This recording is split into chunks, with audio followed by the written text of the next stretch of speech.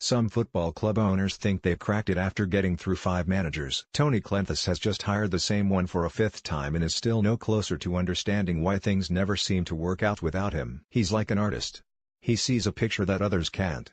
I don't think there's an equivalent on the planet, Kleanthous, the Barnet chairman, says of Martin Allen, who saved the club from relegation in his second and third spells at Underhill and who accepted a rescue mission like none, on Sunday night. Barnet are propping up the Football League, 7 points from safety, with a trip to second-place Luton on Saturday. Neither member of this improbable duo denies that Allen has left for a better offer in the past, heading off to Brentford in 2004 and, more surprisingly, big spending non-league side Eastleigh just 15 months ago. "I'm not going to fudge it. It was a fantastic package, at Eastleigh," says Allen, whose Mad Dog nickname doesn't come close to encapsulating one of the most colourful individuals in management. "Yes, it's always money that takes Martin away from us," says Kleanthous. "We're not rich here. I can't seem to keep hold of people who do well." You sense that there are also times when the two of them drive each other mad, though each has a different perspective on why. "The intensity is right up on the scale and he likes to work very closely with the chairman," Kleanthous says. "The problem is that becomes very labor-intensive for me. I've got so much other work to do. I don't have time." Allen says he likes the way Kleanthous leaves him alone but says their conversations can be brief, adding, "I go to see him ask for something and 8 times out of 9 he says no." In over 20 years as Barnet's owner, Kleanthous has made it an article of faith that football people should make the football decisions. "To me it's just a name on a bit of paper," he says of the player acquisition business. "They could have 2 left feet, for all I know. There aren't any right or wrongs. There are just opinions. You just have to be right more than you are wrong in your opinions."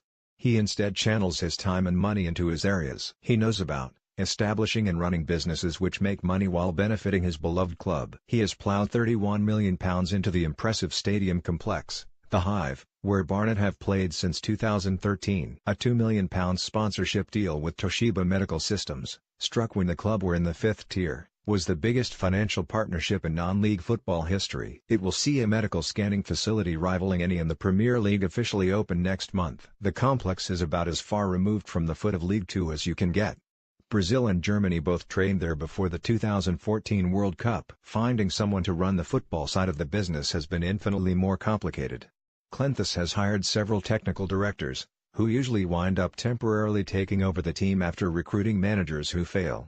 The total number of managers including caretakers, stand-ins and rescue missionaries comes to a staggering 26 in the 24 years since Kleanthous first hired Ray Clements, who went off to work for Glenn Hoddle in England. "I'm a bit embarrassed now you put it like that," he says of the tally, and it says everything about Kleanthous' essential decency that he does not mind being tested on whether he can name them all. He just about succeeds, though there is some confusion about Tony Cottee, whose 5-month tenure from October 2000 saw Barnet relegated from the Football League the following May. It was Cottee's only foray into management.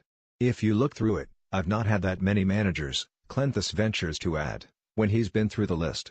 That's an understatement, yet a few hours in his company make it clear why former managers like Paul Fairclough and John Still have wanted to return to help. Strictly speaking, Kleanthous has essentially sacked 7 of the 26, Cottee, Ian Hendone, Mark Stimson, Laurie Sanchez, Kevin Nugent, Graham Wesley and, technically, Edgar Davids, though the parting of the ways with the Dutchman was cordial. Kleanthous simply had to point out that it was not appropriate for Davids to be fulfilling other professional commitments when he was supposed to be in the dugout. When Allen left last season, Kleanthous decided to throw extra money at a League Two promotion push, bringing in Mark McGee as the umpteenth technical director and installing youth coach Rossi Eames as manager.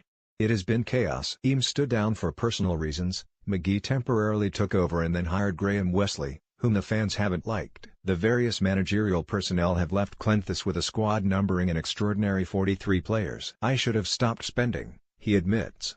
"If you look at our match program, the team runs almost to the other side of the page. We've got so many players."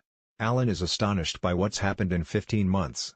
"I've no idea why they've collected that number of players," he says. "We had an 11v11 standard training game the other day. There were 18 subs. He's cut the number of players he'll work with from 43 to 20. The other 23 have been told they can go, though Kleanthous, needless to say, is still paying up their contracts, many of which run until the end of the season."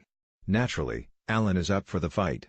"There are 8 games in 7 weeks, we're miles adrift and everyone thinks Barnet are going to be relegated," he says. "Well, I can't wait. Come back and talk to me, 7 weeks from now."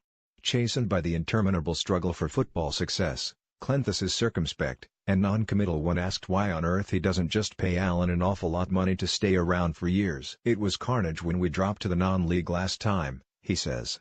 "We just have to wait, see what the next few weeks hold and then start again. Let's just see."